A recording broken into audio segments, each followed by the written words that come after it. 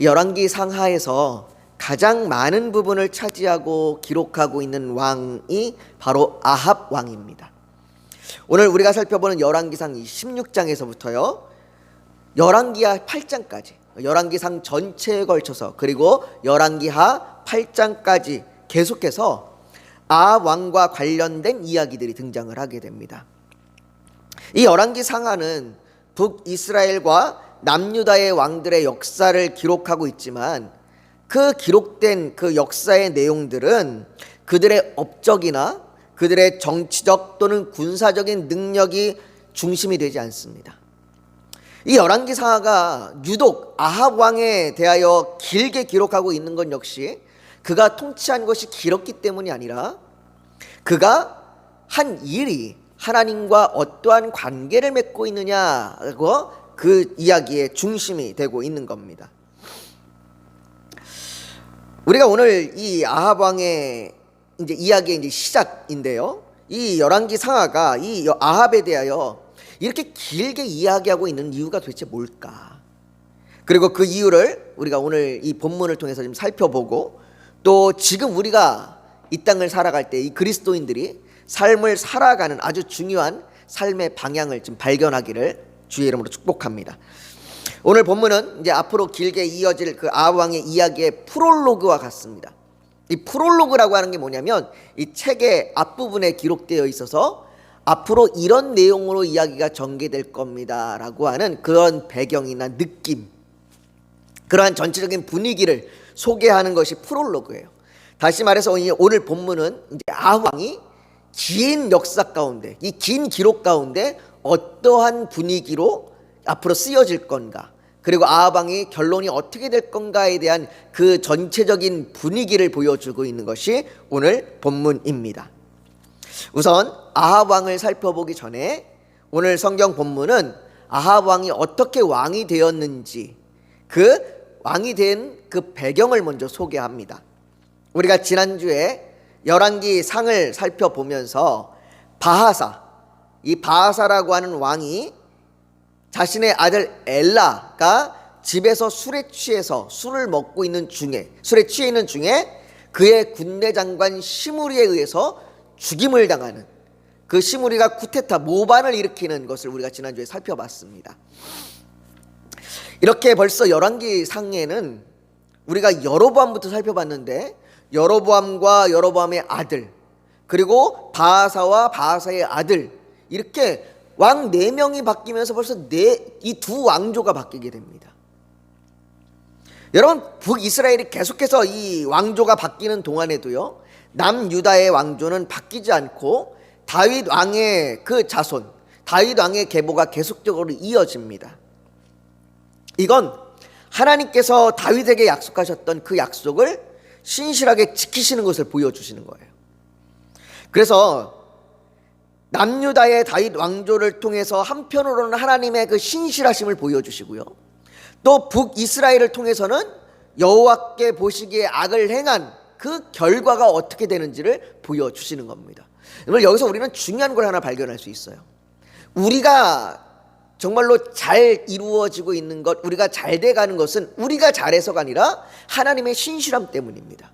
우리가 흔들리지 않고 우리가 굳건하게 믿음을 지켜가고 있는 건 내가 열심을 내서가 아니라 하나님의 신실하심으로 나를 붙들고 계시는 거예요. 그런데 내가 잘못되어 가지고 내가 정말로 내가 정말로 악한 길로 행하는 것은 하나님이 나를 악하게 내버려 두고 있는 것이 아니라 내가 악한 길로 가고 있는 거기 때문입니다. 이 남유다와 북이스라엘을 통해서 우리가 이런 것들을 발견하게 되는데, 이렇게 시므리에 의해서 이 북이스라엘의 바하사 왕조가 끝이 납니다. 그러나 이 쿠데타를 일으켰던 이 시므리 역시 오래 가지 못합니다. 그가 스스로 왕이 돼서 다스린 그 통치의 기간은 7일이에요. 7일. 일주일밖에 왕이 되지 못합니다. 아마 너무나 짧은 통치를 하게 되는데요, 이 시므리가 이 모반을 일으킨 것, 쿠데타를 일으킨 것을 이스라엘 사람들이 그렇게 썩 좋아하지 않았습니다. 그래서 시므리가 모반을 일으킨 것을 별로 좋게 여기지 않아서 모반을 일으켰을 때에 시므리를 사람들이 따르지 않고 시므리를 대신해서 오므리라고 하는 사람을 왕으로 세웁니다. 이름이 약간 좀 헷갈리죠. 시므리, 오므리. 둘 다 이 군대 장관이었습니다. 근데 시므리가 모반을 일으키자 사람들이 이것을 반대해서 오므리를 왕으로 세웁니다. 그리고 시므리가 디르사에 있는 동안에 오므리가 그것을 애워싸고 포위를 합니다. 그러자 시므리가 그 성읍에 불을 지르고 자신이 자결을 해요. 결국은 자살해서 죽습니다. 그렇게 자살해서 죽음으로 7일 통치가 끝이 납니다. 이런 일에 대해서 성경은 이 정치적인 이유 때문에 이렇게 된 것을 얘기하지 않아요. 이 쿠데타가 일으킨 것이 정치적으로 안 좋아서 또는 백성들이 따르지 않아서 이러한 이유 때문이라고 말하지 아니하고요. 성경에서는 이 일에 대해서 뭐라고 얘기하냐면 19절에 보면, 우리가 읽은 본문 위에 19절에 보면 이렇게 얘기합니다. 이는 그가 여호와 보시기에 악을 행하여 범죄하였기 때문이라야. 그가 여로보암의 길로 행하며 그가 이스라엘에게 죄를 범하게 한 그 죄 중에 행하였더라라고, 그가 하나님과의 관계 가운데서 악을 행했기 때문에 시므리가 죽음을 당했다라고 얘기해요. 죽게 되었다라고 얘기한 겁니다. 즉 우리가 항상 이 열왕기상을 살펴볼 때에는 이 사람이 얼마나 대단한 사람이냐 이것이 아니라 하나님과의 관계가 어떠냐를 우리가 중심으로 봐야 합니다. 자, 이렇게 시므리가 7일 동안 다스리고 죽고 오므리가 왕이 되었습니다. 그러나 오므리가 왕이 됐는데 이 오므리조차도 모든 사람들이 다 지지한 건 아니에요. 그래서 이때부터 나라가 분열되기 시작합니다. 북이스라엘의 절반이 기낫의 아들 디브니를 또 다른 왕으로 세웠습니다. 한 나라의 왕이 두 명이 된 겁니다. 북이스라엘의 왕이 오므리, 또 디브니라고 하는 이 두 왕이 된 거예요. 하늘 아래에 두 개의 태양이 없다라고 하죠. 그러니까 이 두 개의 태양이 서로 싸웁니다. 치열하게 싸웠습니다. 맹렬하게 싸웠습니다. 그 전쟁이 무려 5년이나 계속됩니다. 이 5년이나 계속해서 북이스라엘 안에 전쟁이 일어나고 있는 겁니다. 이 기간이 얼마나 혼란스럽겠습니까? 얼마나 백성들의 삶은 힘들었겠습니까? 그 5년의 전쟁을 오므리 왕이 승리하면서 이제 비로소 북이스라엘의 왕이 되었습니다.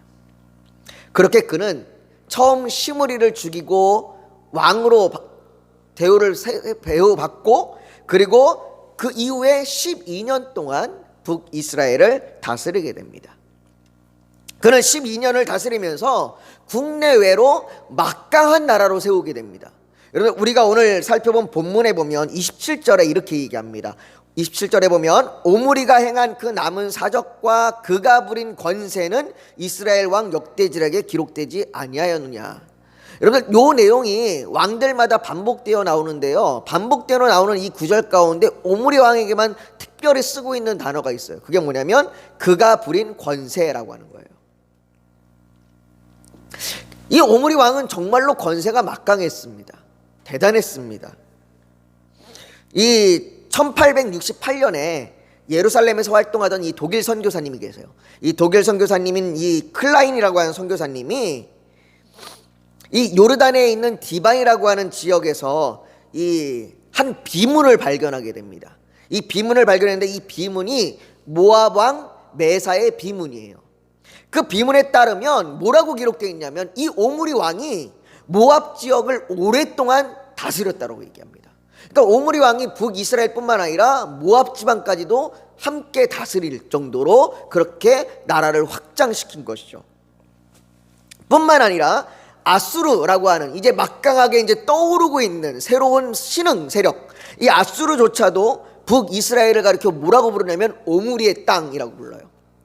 북이스라엘이라고 부르지 않고 오므리의 땅이라고 부를 정도로 오므리의 강한 권세를 이야기합니다. 그렇게 함부로 북이스라엘을 대하지 못합니다. 그는 뿐만 아니라 두로와 시돈이라고 하는 나라와 동맹관계를 맺음으로써 경제적으로 상업적으로 부를 이룹니다. 이처럼 오므리가 다스리는 동안에 북이스라엘은 정치적으로 군사적으로 안정기를 이루었습니다. 이 오므리에 대한 역사적인 기록은 그 어느 왕보다 많다라고 얘기를 해요. 수많은 역사적인 기록이 오므리에 대한 업적과 오므리 왕에 대한 대단한 일들을 기록하고 있다고 합니다. 그리고 이러한 그 나라의 안정, 나라의 평안, 이것은 오므리 왕조가 오랫동안 이어지게 합니다. 그래서 오므리 왕조가 아합, 아하시야, 여호람, 심지어는 남유다에까지 영향을 미쳐서요, 남유다의 요아스 왕까지 이 오므리 왕조가 영향을 미치게 되는 거죠. 그런데 여러분, 이렇게 대단한 일을 하고 대단한 업적을 세운 오므리에 대하여 성경이 평가하기를요, 두 가지만 기록합니다. 하나는요, 그가 수도를 사마리아로 옮긴 겁니다. 수도를 사마리아 옮겨서 이제 북이스라엘의 수도가 사마리아가 되는 그 일을 기록을 하고요. 그리고 또 하나는 25절입니다. 우리 한번 25절을 같이 한번 읽어볼까요? 25절을 같이 읽습니다. 시작. 오므리가 여호와 보시기에 악을 행하되 그 전에 모든 사람보다 더욱 악하게 행하여 그는 악한 사람이었다라고 기록합니다. 성경은 오므리에 대하여 다른 업적들, 다른 위대한 일들, 그가 행한 정치적인, 군사적인, 경제적인 업적을 아무것도 기록하지 않고 오직 기록하는 것은 그가 악한 사람이었다라고 이것을 기록합니다. 사랑하는 성도 여러분, 성경이 이처럼 오므리에 대하여 평가하는 것은 성경을 읽는 우리가 하나님의 평가 기준이 뭔가를 알도록 하기 위해서입니다. 하나님의 평가 기준, 오므리는 세상적으로 엄청난 업적을 이룬 사람입니다. 그는 위대한 통치자였습니다. 그의 위대한 업적에 대한 기록은 너무나도 많습니다. 그러나 그 모든 업적이 하나님 보시기에 아무것도 아닙니다. 아니, 오히려 그 어느 왕보다도 악하다라고 말씀하십니다. 여러분, 우리가 이 땅에서 잘 산다는 것, 이 잘 산다는 것이 도대체 뭐겠습니까? 잘 산다는 것이 내가 성취를 이루고 소유를 풍족히 하고 안락함을 누리는 것일까요? 예수님께서는 마귀에게 시험을 받으실 때에 사람이 떡으로만 살 것이 아니요 하나님의 입으로부터 나오는 모든 말씀으로 살 것이니라 라고 말씀하셨습니다. 사람들은 저마다 떡을 원합니다. 떡의 형태는 다 다르겠지요. 어떤 사람들은 소유일 수도 있고 안정감일 수도 있을 겁니다. 좋은 관계를 맺는 것일 수도 있겠지요. 그러나 잘 산다는 건 떡이 아닌 말씀으로 살아가는 겁니다. 이것이 오므리에 대한 평가를 볼 수 있는 하나님의 평가 기준인 거예요. 오므리는 많은 떡을 이룬 사람입니다. 많은 업적을 이룬 사람이에요. 그런데 하나님은 그에 대하여 평가하기를 떡이 아니라 말씀대로 살아야 된다고 이야기합니다. 말씀대로 살아야 하는데 말씀대로 살아가지 못한 너를 보니 악하다라고 말하고 있는 거예요. 이것이 얼마나 중요한지 우리는 아합을 통해서 볼 수 있습니다. 아합은 북이스라엘의 여로보암 이후에 최고의 상황에서 왕이 되었습니다. 수도를 사마리아로 이전하여 왕권을 강화하고 국내적으로 경제적인 안정을 이루었으며 대외적으로는 강한 나라로 여러 나라와 동맹의 관계를 이루었습니다. 이렇게 최고의 상태에서 왕이 되었어요. 그런데 이런 최고의 상황에서 최악의 왕이 나온 겁니다. 정말 이 사실이 정말로 참 씁쓸합니다. 이런 걸 보면 우리의 모든 상황이 좋다고 해서 마냥 좋은 것은 아닌 것 같습니다. 내가 잘 된다, 내가 좋다, 내가 즐겁다, 내 생활이 모두 안정되어 있다, 평안하다라고 해서 좋은 건 아닌 것 같아요. 또 반대로 우리의 상황이 좋지 못하다고 해서 모든 것을 포기해야 하는 것도 아닙니다. 오므리의 아들 아합은 북이스라엘을 22년을 통치했습니다. 그러나 그에 대한 평가 역시 그의 아버지와 다를 바가 없습니다. 30절에 보면 이 아합에 대해서 평가하는데요. 우리 한번 30절을 같이 한번 읽어볼까요? 30절을 같이 읽습니다. 시작. 오므리의 아들 아합이 그의 이전의 모든 사람보다 여호와 보시기에 악을 더욱 행하여. 북이스라엘이 그 악을 행했는데 아합에 대하여 평가하기는 그 악이 이전보다 점점 더 악해지는 겁니다. 여러분, 우리가 죄에 대하여 가지고 있는 인식 중 하나가 익숙함이라는 겁니다. 점점 시간이 지날수록 익숙해지고 죄에 대한 인식이 약해지는 겁니다. 31절에도 보십시오. 느밧의 아들 여로보암의 죄를 따라 행하는 것을 오히려 가볍게 여기며. 여러분들 여기 뭐라고 얘기합니까? 가볍게 여겼다 그래요. 아합에게 여로보암이 행한 죄, 이건 가벼운 것이었습니다. 금송아지를 만들어서 하나님을 대신하게 하여 우상을 섬기고 예배와 제사를 자신의 마음대로 행하는 것이 이제는 익숙해진 거예요. 여러분, 익숙해진다는 건 참으로 우리가 넘어지기 쉽게 만드는 것 같습니다. 익숙해지고 가볍게 되자 어떻게 됩니까? 그 죄를 짓는 것이 익숙해지고 가벼워지자 어떻게 돼요? 이제는 한 발짝 더 들어가는 겁니다. 그래서 어떻게 합니까? 성경에 보면 시돈 사람의 왕 엣바알의 딸 이세벨을 아내로 삼고 가서 바알을 섬겨 예배하고 라고 말합니다. 아합이 시돈 사람의 왕 엣바알의 딸 이세벨과 결혼합니다. 이제는 이방인과 결혼하는 것, 이건 이제는 그냥 정치적인 이유로 용납되는 겁니다. 이방인과 결혼하는 것이 뭐 크게 문제가 되거나 흠이 되거나 이제는 뭐 이게 정말로 죄악이다, 이런 인식이 이제 사라져버린 거예요. 왜요? 솔로몬 때부터 이제 너무 많이 봐왔기 때문에, 너무 익숙해졌기 때문에 이건 이제 문제도 되지 않는 거예요. 그냥 정치적인 이유가 되면 용납되는 겁니다. 그런데 이 이세벨이라고 하는 여자가 어떤 여자입니까? 성경은 이 이세벨에 대해서 말하기를 시돈 사람의 왕 엣바알의 딸이라고 합니다. 여러분들, 엣바알이라고 얘기해요. 엣바알이라고 하는 이 이름에서 풍기는 왠지 분위기가 느껴지지 않습니까? 이 엣바알이라고 하는 이름의 뜻은요, 바알과 함께하는 자라는 뜻입니다. 그러니까 그 이세벨의 아버지의 이름이 바알과 함께하는 자예요. 이 엣바알은 원래 뭐 어떤 사람이냐면, 엣바알은 원래 바알 신을 섬기는 제사장이었습니다. 바알 신을 섬기는 제사장이 왕이 된 거예요. 그러니까 지금 아합이 누구와 결혼한 겁니까? 이방 신의 제사장의 딸과 결혼한 겁니다. 그리고는 바알을 섬겨 예배하고 사마리아에 건축한 바알의 신전 안에 바알을 위하여 제단을 쌓으며 또 아세라상을 만들었으니라고 말합니다. 이제는 이스라엘이 하나님보다 바알과 아세라를 섬기는 일이 더 중요해진 겁니다. 여러분, 이 이세벨이 얼마나 악하냐면요, 열왕기상 18장에 가면 그가 여호와의 단을 헐어버립니다. 그리고 하나님의 선지자들을 죽입니다. 그리고는 바알과 아세라 선지자들을 높입니다. 오죽하면 엘리야 선지자가 이 갈멜산에서 바알과 아세라 선지자가 싸운 다음에 이세벨이 무서워 도망갑니다. 아합 왕이 무서워서 도망간 게 아니에요. 이세벨이 무서워서 도망갑니다. 이 정도로 이세벨의 영향력이 막강해졌고 이세벨을 통하여 그 우상의 그 나라가 돼버린 겁니다. 이처럼 아합이 왕이 된 이후에 이 북이스라엘, 심지어 남유다에까지 우상을 섬기는 죄악이 가득하게 된 거죠.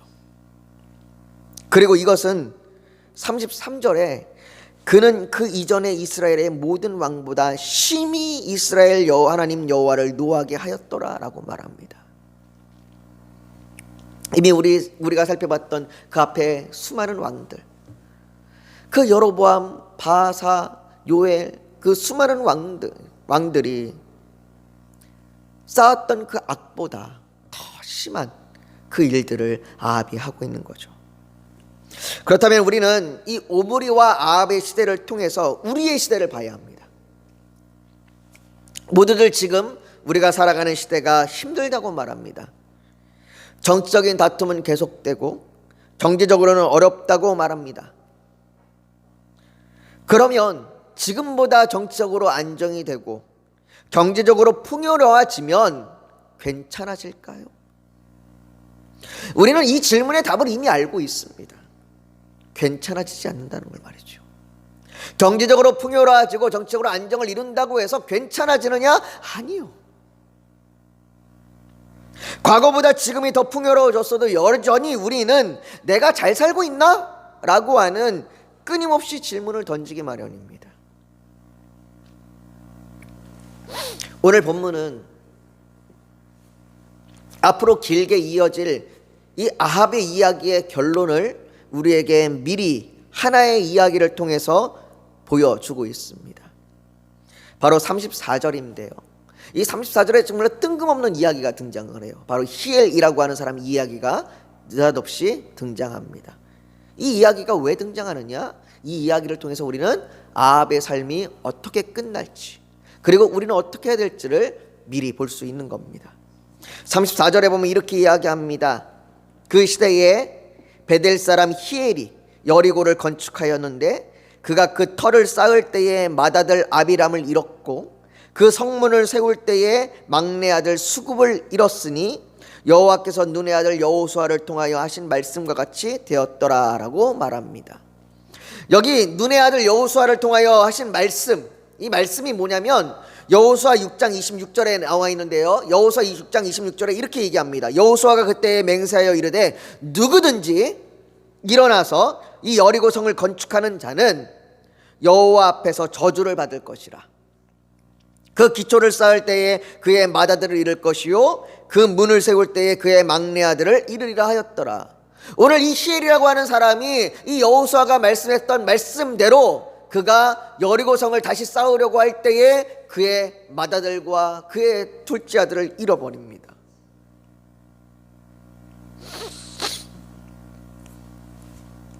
그의 맏아들과 막내 아들을 잃게 됩니다. 이 말씀과 같이 하나님의 말씀대로 행하지 않는 자의 비참한 결과를 이야기를 해주면서 앞으로 아합의 모습이 이와 같이 될 것을 미리 보여주는 겁니다.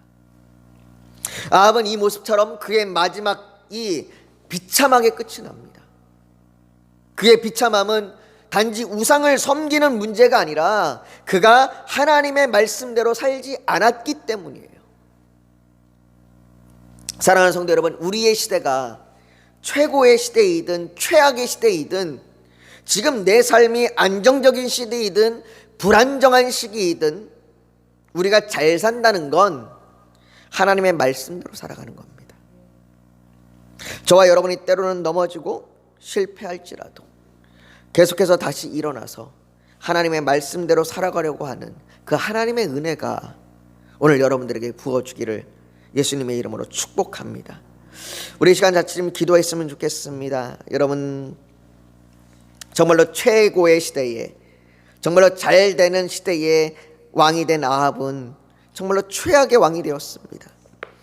그의 모습은 하나님의 말씀대로 살지 않은 모습입니다. 그로 말미암아 그의 모습은 비참해졌습니다. 여러분, 우리는 어떻습니까? 우리가 사는 시대가 어떠하든 우리는 하나님의 말씀대로 살아가야 합니다. 그 말씀대로 살아가는 것이 정말로 내가 한 번도 말씀에서 빗나가는 삶을 살지 말아야 된다고 얘기하는 것이 아닙니다. 우리는 때론 넘어지기도 하고 쓰러지기도 합니다. 그러나 그럼에도 다시 일어나 말씀대로 살도록 나아가는 겁니다. 오늘 우리가 주님 앞에 기도하길 원합니다. 하나님, 내가 말씀대로 살아갈 수 있도록 내게 은혜를 베풀어 주시옵소서. 아버지, 나를 도와주셔서 내게 힘을 주시고 나를 인도하여 주셔서 내가 오늘도 아버지 힘을 얻고 나아갈 수 있도록 주님 도와주시옵소서. 우리 그렇게 주님 앞에 지금 기도하며 나아가기를 소망합니다. 우리 같이 기도하겠습니다. 거룩하신 아버지 하나님, 우리를 인도하여 주시옵시고 우리를 붙들어 주시옵소서. 아버지 하나님, 정말로 간절히 원하오니 아버지 하나님, 우리 가운데 아버지 말씀대로 순종하며 나아갈 수 있는 힘과 능력을 더하여 주시고 인도하여 주시옵소서. 아버지 하나님, 우리가 정말로 세상에서 잘 되는 것보다, 우리가 세상에서 평안함을 누리고 안정함을 누리는 것보다 아버지 하나님, 우리가 말씀대로 살기를 소망합니다. 또한 아버지 하나님, 우리의 상황이 악하고 우리 상황이 너무나 힘들고 어려울지라도 우리가 말씀대로 살아갈 수 있는 은혜를 주시옵소서. 아버지 하나님, 정말로 그래서 아버지 최고의 시대에 최악이 일어나지 않게 하시고, 우리 정말로 아버지 최악의 시대에도 아버지 능히 설 수 있는 아버지 우리가 될 수 있도록 주여 도와주시옵소서. 말씀대로 살아갈 수 있는 힘을 주시고, 아버지 혹시 우리가 힘이 없어서 정말로 좌절하고 절망하고 있다면 아버지 말씀으로 회복되고 다시 일어날 수 있는 은혜를 도와여 주시옵소서. 아버지 우리의 기도 가운데 함께하여 주시길 원합니다. 우리의 기도에 응답하여 주시옵시고, 우리의 기도 가운데 하나님의 뜻들이 이루어질 수 있도록 우리가 간구할 수 있도록 우리에게 도와여 주시옵소서. 주께서 우리를 그렇게 붙드실 줄 믿으며 예수님의 이름으로 기도하옵나이다. 아멘.